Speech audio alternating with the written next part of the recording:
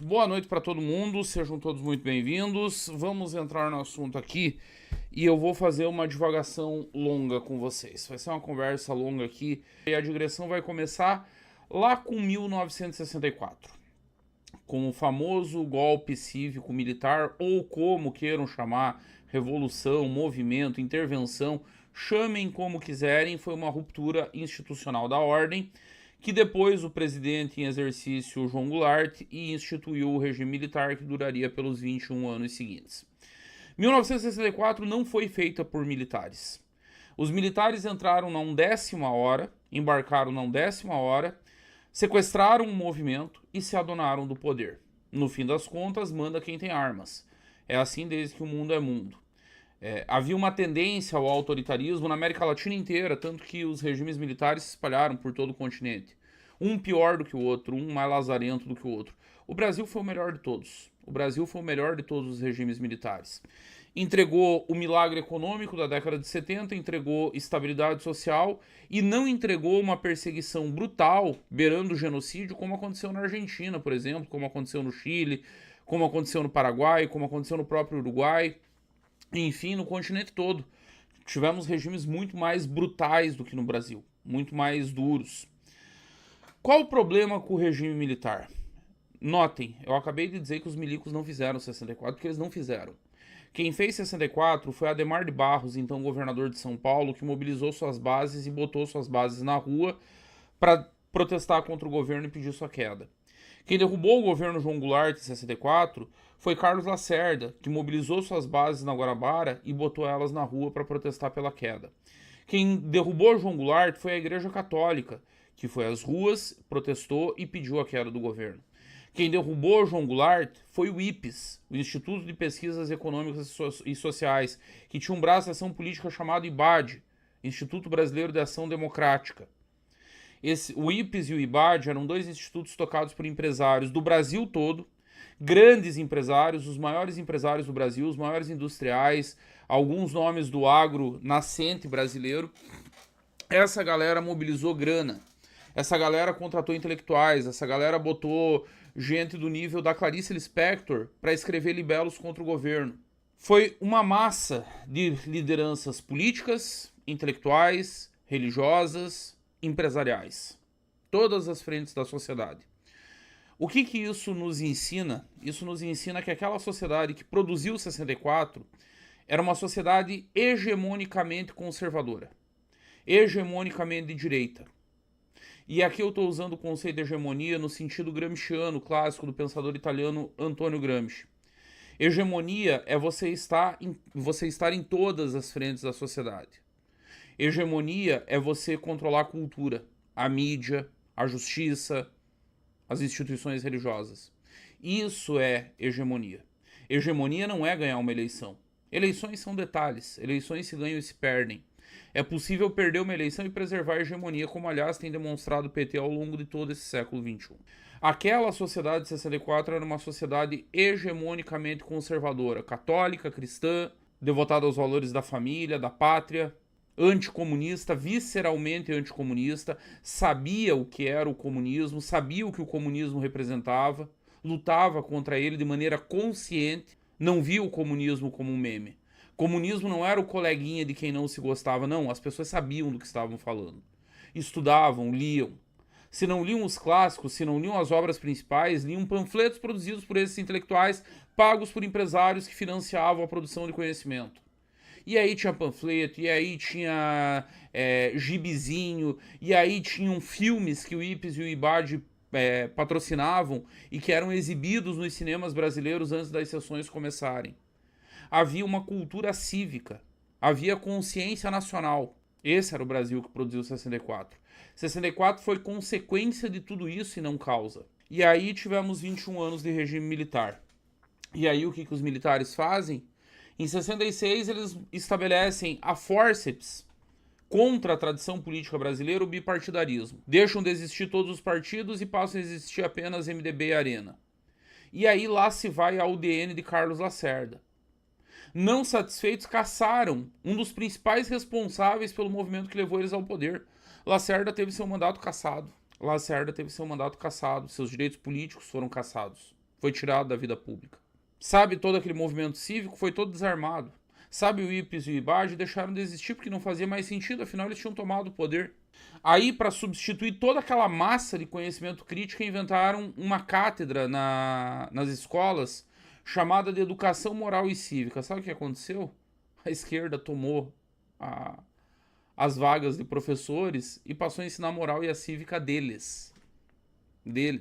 Já nos anos 70, nossos jovens tinham o cérebro lavado com ideias comunistas, ainda que diluídas para não serem tão explícitas. Produção de cultura?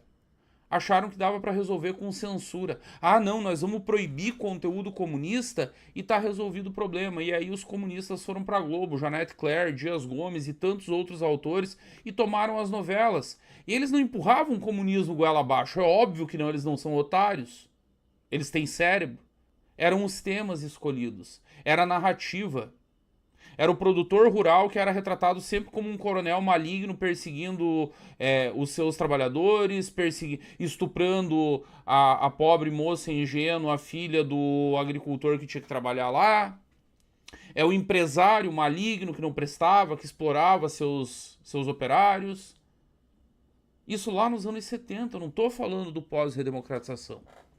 Eu estou falando dos anos 70. Eu estou falando do auge do regime militar. Do momento em que se comemorava milagre econômico, em que eles achavam que era para sempre, que nunca ia acabar, que eles iam pintar, bordar, fazer, acontecer. E a esquerda estava fazendo o trabalho dela, com calma, paciência. Tinha o setor juvenil se matando nas guerrilhas, mas esses eram os juvenis. Os sêniores, os com cérebro, Fernando Henrique Cardoso foi para a França. Foi construir relações internacionais, foi para os Estados Unidos, deu aula em meio mundo, construiu apoio do Partido Democrata, de partidos sociais-democratas europeus, construiu alianças com grandes líderes da Europa e dos Estados Unidos. Quando voltou, virou senador. Virou senador e líder do primeiro governo eleito pós-regime militar em 85. Não era só o Fernando Henrique, teve muita gente. Aloysio Nunes, ex-candidato a vice-presidente na chapa do Aécio Neves, em 2014, motorista do Marighella, foi para a França. O Marighella mandou ele para lá. O Marighella intuiu que a guerrilha ia cair. Disse, não, você vai ficar vivo. E o Aloysio virou um dos grandes quadros do PSDB. Serra também estava no exílio. E aí os quadros do PT, quase todos os quadros do PT, com exceção dos guerrilheiros que sobreviveram, como Dirceu e Genuíno, também rodando a Europa, construindo alianças, montando think tanks. Fernando Henrique volta para o Brasil em 75 e monta um think tank com dinheiro da Fundação Ford. Fizeram o dever de casa, trabalharam, construíram lideranças. Aí ganharam o presente de surgir uma liderança carismática como Luiz Inácio Lula da Silva. Juntou a liderança carismática, os intelectuais, a hegemonia na academia cada vez mais aguda. Aí os militares só foram tendo ideias boas. Era a censura para resolver o problema da cultura, liberar pornô chanchada para ter uma válvula de escape para o Zé Povinho, nada de financiamento para a cultura de verdade, nada. É sempre uma ideia melhor que a outra. Uma ideia melhor que a outra. E aí a esquerda vai avançando. A outra ideia genial que eles tiveram, para o jornalismo. O jornalismo era um problema porque tinham os intelectuais no jornalismo e mesmo intelectuais de direita acabaram se tornando críticos ao regime. Então o que a gente vai fazer para acabar com os críticos no jornalismo? Vamos tornar obrigatório a faculdade de jornalismo. Era tudo que a esquerda queria. Porque a esquerda já tinha penetrado as universidades, já tinha as cadeiras, já tinha os professores. Aí se todo jornalista vai sair da universidade, adivinha o que vai acontecer? Adivinha qual vai ser a composição das redações? Adivinha qual vai ser a composição das direções de veículos jornalísticos? E assim a esquerda foi tomando absolutamente tudo. Absolutamente tudo. No meio disso, nós vamos ter outros problemas. Com o regime militar veio eleição indireta para governadores e os prefeitos de capital sendo nomeados, os famosos prefeitos biônicos, eram nomeados pelos governadores de estado. Tudo isso na ideia dos milicos, uma brilhante estratégia para manter o controle, para manter o poder para sempre. Qual foi o saldo disso? A elite brasileira, inclusive a econômica, foi chegando à conclusão de que o verdadeiro poder não estava na política. Porque se não adianta disputar a eleição, pega as grandes cidades, não tem eleição. Capital, não tem eleição. Então, já o grosso da elite, a elite que tem muita grana, já nem vai poder disputar a eleição em âmbito local. Já não dá para disputar o poder ali. Governo do Estado, não, tem que eleger uma grande bancada na Assembleia Legislativa, porque a eleição é indireta. Então também fechou a porta de acesso. Se a política não é o caminho, então não é para a política que eu vou mandar meus filhos. Não é para a política que eu vou. Nos anos 70, o caminho tradicional, e Santa Catarina foi um case disso, era mandar os filhos para instituições financeiras. Começa a financiarização da elite brasileira. O caso mais emblemático aqui no estado é de PKB, Paulo Conder Bornhausen, herdeiro do império construído por Irineu Bornhausen. O Irineu saca que o regime militar tinha fechado todas as válvulas de poder democraticamente constituído e manda o PKB ir trabalhar na Febraban. O PKB acaba virando presidente da Federação Brasileira dos Bancos. Ele vai para banco em São Paulo, daí ele roda e entra na Febraban e acaba virando presidente da Febraban. Porque um presidente da Febraban tinha muito mais peso no regime militar do que qualquer governador de estado, do que qualquer prefeito, do que qualquer liderança política. As elites vão saindo aos poucos da política. Isso vai chegando nos interiores também, mesmo onde havia eleições. Eu peguei um finalzinho, mas finalzinho mesmo, de uma época, isso lá em Caçador, minha terra natal, em que o que acontecia? A elite empresarial da cidade se reunia, escolhia um representante seu e dizia: esse aqui vai ser o prefeito da cidade.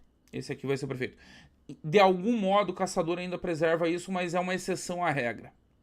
Isso era o padrão no Brasil inteiro. Isso era o padrão no Brasil inteiro. O prefeito era o empresário, ou filho de empresário, ou primo de empresário, ou servidor de algum empresário, era funcionário, trabalhava em alguma das empresas. E aí os caras, não, você agora vai tocar o município aí pra nós por 4 anos. A liderança política tinha qualidade. Câmara de Vereadores era o gerente da fábrica.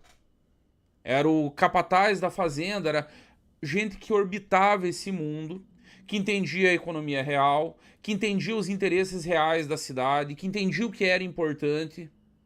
Gente séria, preparada, que já havia sido testada no âmbito privado e por isso recebia apoio dos seus patrões. Isso também acabou. Isso também acabou. E aí nós chegamos à Constituição de 88, feita pela esquerda que vinha hegemonizando tudo desde os anos 70. Pelos jornalistas de esquerda, pelos intelectuais de esquerda, pelos artistas de esquerda. Esses caras fizeram a Constituição de 88, que só não é pior, que só não destruiu o Brasil por completo ainda, porque lá em 88 restava um resquício da direita que o regime quase que acabou por completo. Ainda restava um Roberto Campos, ainda restava um Delfim Neto. Um próprio Zé Serra, com todos os seus defeitos, que entendia de país, que entendia de matemática básica e que entendia o que estava em curso nas ideias que a esquerda queria avançar lá e conseguiu estabelecer certos freios. Poucos. A propriedade privada foi relativizada. Inventaram uma porra de função social da propriedade. Função social da propriedade é meu pau de óculos. A função social da propriedade é me fazer rico. Propriedade não tem função social nenhuma. Nenhuma. Não deveria ter, ao menos em qualquer país civilizado do mundo. Tentem explicar a função social da propriedade em qualquer país esquerdista da Europa. Peguem os países nórdicos, a Suécia. Vai lá e diz que a fazenda tem função social. Que não é a função dela dar lucro. Que não é a função dela botar dinheiro no bolso do fazendeiro. Vai lá e diz. Só pra gente testar um negocinho. Não existe. Botaram na Constituição função social da propriedade. E isso inclui imóveis em área urbana. Função social da propriedade. Ah, eu não posso deixar minha casa vazia. Por quê? Porque não. Porque o governo diz que ela tem uma função social. Que existe déficit habitacional e isso é problema meu. Eu que lutei para ter uma casa, para comprar um apartamento, para qualquer coisa. Problema meu. A Constituição já foi um lixo. E só não foi uma tragédia completa porque ainda existia um resquício da velha elite de direita. Resquício. Mínimo. O povo brasileiro, na sua alma, continuava de direita. Tanto que se mobilizou no segundo turno de 89 para impedir a eleição de Luiz Inácio Lula da Silva. E impediu. Tanto que em 94 deu a vitória para Fernando Henrique no primeiro turno. Por conta do Plano Real, é verdade. Mas também como uma resposta a não. O Brasil não quer o PT. Agora eu pergunto para vocês.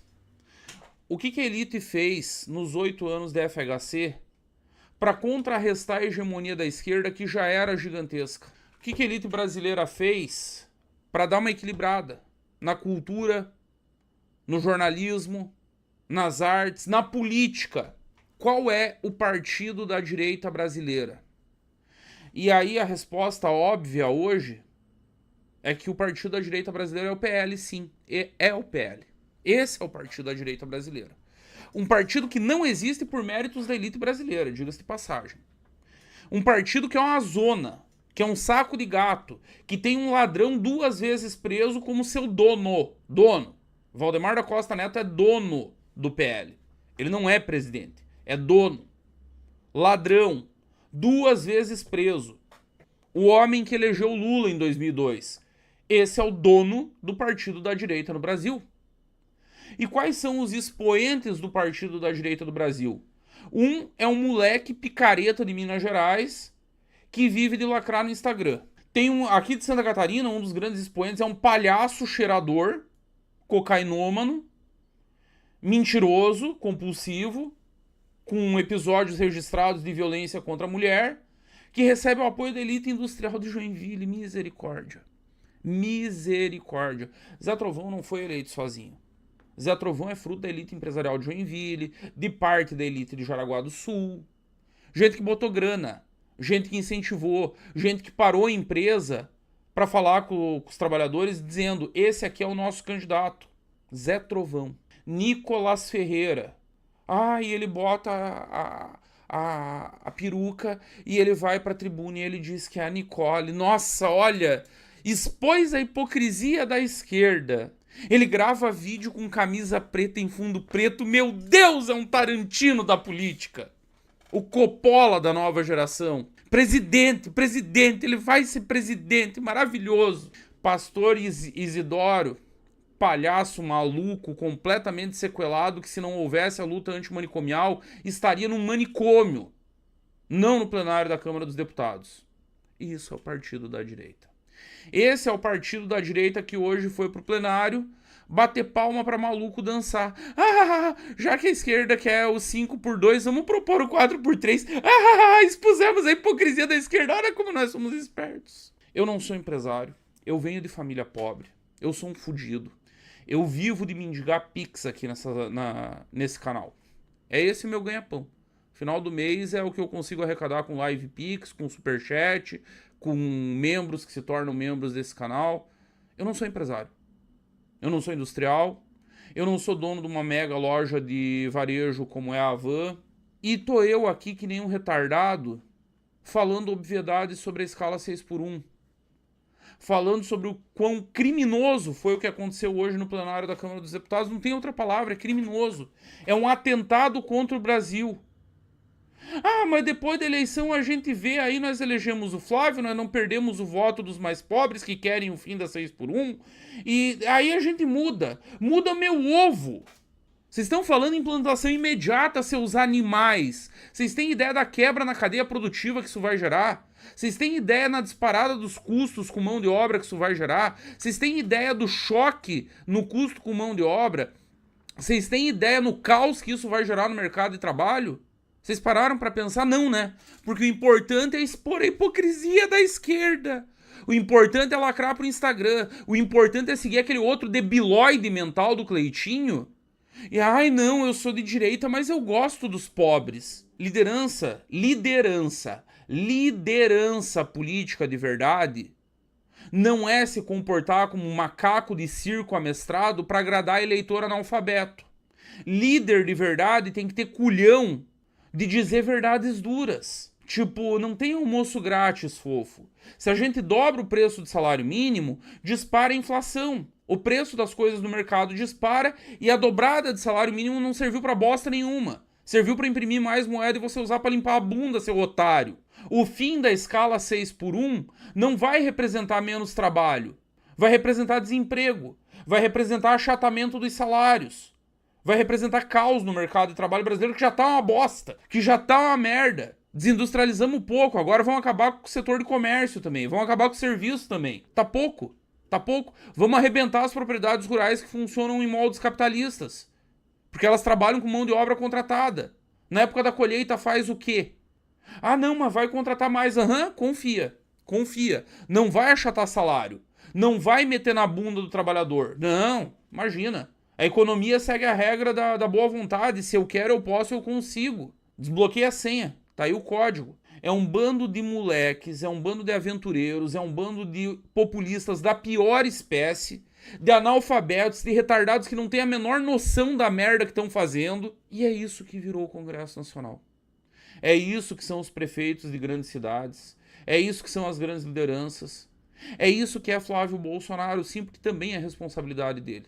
Também é responsabilidade dele. Se ele se pretende presidente da República a partir do próximo ano, o mínimo que ele deveria ter feito, o mínimo, para dizer o mínimo, mas assim, o mínimo do mínimo, era ter se posicionado publicamente contrário à decisão da bancada. Era ter aberto um vídeo hoje lá dos Estados Unidos e dito: a minha bancada tá louca, minha bancada surtou. Isso é irresponsabilidade com o futuro do país, isso é irresponsabilidade com a economia, isso é gerar o caos. Estão achando que dá para resolver o ano que vem? Confia. Confia que dá. Aliás, se é que vai ter alguma coisa para resolver. O país está à beira do precipício. Os flautistas estão em Brasília tocando e tá indo todo mundo num efeito manada para precipício. Enquanto isso, as elites estão dando dinheiro pro Nicolas, pro Zé Trovão, pro pastor Isidoro. Cadê os jornais de direita do Brasil? Cadê as emissoras de direita do Brasil? Cadê tudo? Não existe. Não existe. É uma gente mesquinha. É uma gente pequena. Certo tava o Olavo de chamar o velho da van de um palhaço fantasiado Zé Carioca. E o velho da van é só o caso porque ele aparece mais, ele entendeu a importância de ser o rosto da marca. É só o caso mais visível. Vale o mesmo para Flávio Rocha, do grupo Riachuelo, vale o mesmo para Bonfim, vale o mesmo para todo o entorno ali do finado Brasil 200, vale o mesmo para toda essa galera que se apresenta como de direita e no fim do dia só estão preocupados em vender curso, tirar nego para otário, tomar dinheiro de otário e aí transferir esse dinheiro para um bando de palhaços irresponsáveis, malucos. Enquanto isso, a educação virada num lixo, os valores foram pro saco, o país virado num caos, 50 mil mortes por ano, 25% do território tomado por facções criminosas, e vocês achando que vocês vão conseguir comprar a liberdade e a pujança financeira de vocês por muito tempo. Não vão. Spoiler, não vão. Não vão. Porque daqui a pouco não vai ter ministro do STF disposto a vender sentença, porque eles já vão ter o poder total. Vender sentença pra quê? Vai virar troco de pinga. Daqui a pouco não vai mais ser deslumbrado querendo comprar um resort chamado Taiaiá. Daqui a pouco vão chegar os ideológicos. E aí vocês não vão mais comprar a sentença. Aí vocês vão descobrir que o burocratinha da Receita Federal, que passou num concurso com 20 e poucos anos, consegue acabar com o patrimônio de vocês fazendo assim, ó. E não vai ter ninguém pra defender. Talvez um youtuber retardado, pobre, fudido, sem um puto pilo no bolso. Que nem eu. Talvez é o que reste. É o que reste. E não vai ser o suficiente, por óbvio. Não vai ser o suficiente, por óbvio. Nós temos uma última esperança nesse ano. Nós precisamos fazer algo nas eleições. E agora eu quero falar... eu sei que 90% dos que assistem essa live vão votar no Renan, estão fazendo campanha pro Renan, são de algum modo ligados à missão. Não é com vocês que eu quero falar agora. Eu quero falar com quem é do PL. E olha, até se tiver algum petista aqui, é com vocês também, tá? Principalmente a galera do PL, principalmente a galera que acha que a direita é o Flávio, que vai votar no Flávio, enfim, é com vocês. Pensem no que vocês estão fazendo com o voto de deputado de vocês. Pensem no que vocês estão fazendo com o voto de senador de vocês. Pelo amor de Deus, Cleitinho. É sério. É sério isso. Nicolas. Zé Trovão. Pastor Isidoro. Sargento Farrur. Botem a mão na consciência. Aos empresários bolsonaristas, botem a mão na consciência. O que vocês estão fazendo? Olha o que vocês estão fazendo com o país. Olha o que vocês estão deixando para os filhos de vocês. Vocês acham que os filhos de vocês vão continuar prosperando nesse país de merda? Vocês acham que basta comprar um deputado, um ministro, um senador? Vocês acham que isso vai durar para sempre? Botem a mão na consciência. A janela já está quase fechada. Olhar para esse Congresso é desesperador, como é desesperador olhar para o Supremo, como é desesperador olhar para Lula e Janja. E aí eu olho pro Flávio. Aí eu olho pro cara que tá lá negociando com o Vorcaro 130 milhões pro filme. Mas beleza, vocês querem acreditar que era só o filme, que tá tudo certo, votem no Flávio, mas pelo amor de Deus, olha o que vocês estão fazendo nas eleições de deputado, nas eleições de senador, nas eleições de governador. Se perguntem por que vocês não gastam nada com cultura. Ah, mas a direita não tem cultura. Pergunta pro Josias Teófilo quantas ideias de roteiro ele tem na cabeça. E eu tô falando aqui de um roteirista bolsonarista. Eu tô falando aqui do cara que fez um documentário sobre a vitória do Bolsonaro em 2018. Eu tô falando sobre o biógrafo, sobre o cinebiógrafo de Olavo de Carvalho. Eu não tô falando sobre ninguém do MBL. Mas, não gosto do bolsonarismo. Alexandre Santos. Pergunta pra ele quantas ideias de roteiro ele tem na cabeça e por que ele não faz. Pergunta qual que é o problema. Eu conversava com uma família, isso tem uns 2 anos atrás, uma família muito rica. Assim, muito rica mesmo, bilionária. Fui pedir uma grana para um projeto de um amigo meu que tava com a lei de incentivo ao esporte aprovada. Ah, Bisoto, a gente queria muito ajudar, mas não dá. Como assim não dá? Essa porra aqui vocês não vão gastar nada. Sai da declaração do IR, vocês abatem. Não, você não tá entendendo. Você não tá entendendo. É que se faz a doação, aí chama a atenção da Receita, e aí a Receita vai passar o pente fino, e alguma merda eles sempre acham. E aí, de omissão em omissão, de medo em medo, de se render em se render, a esquerda vai enfiando a bota no pescoço de vocês. A esquerda vai se tornando cada vez mais hegemônica, cada vez mais onipresente, cada vez mais difícil de ser combatida, e não dá. Eu tenho uma outra história de um amigo antropólogo que montou uma ONG para tratar de assuntos relacionados a indígenas que querem produzir nas propriedades e são sabotados pela FUNAI, e relacionado aos interesses do agro. Ele procurou grandes fazendeiros, gente com muita grana do agro. Depois de 6 meses ele teve que tirar dinheiro do bolso para fechar a ONG, para pagar a papelada do fechamento, que ninguém apareceu. O que vocês estão fazendo com o país? Que tipo de futuro vocês estão deixando para os filhos de vocês? E é bizarro, é bizarro. Eu mendigo aqui nesse canal, mendigo, e eu sei da onde veio as doações. É da galera de classe média, que tem uns pilinhas sobrando e mete a mão no bolso e doa. E aí eu fico me perguntando que diabos vai na cabeça da elite desse país. Que diabos vai na cabeça da elite desse país. Estão realmente achando que um Brasil destruído vai sobrar alguma coisa pra vocês? Estão realmente achando... não, mas daí vai ser liquidação de ativo. Aí a gente... Vocês realmente estão acreditando nisso? Vocês acham que a esquerda tá fazendo tudo isso pra no final entregar na mão de vocês? É isso mesmo. Dá uma olhadinha na Venezuela. Dá uma olhadinha na Venezuela.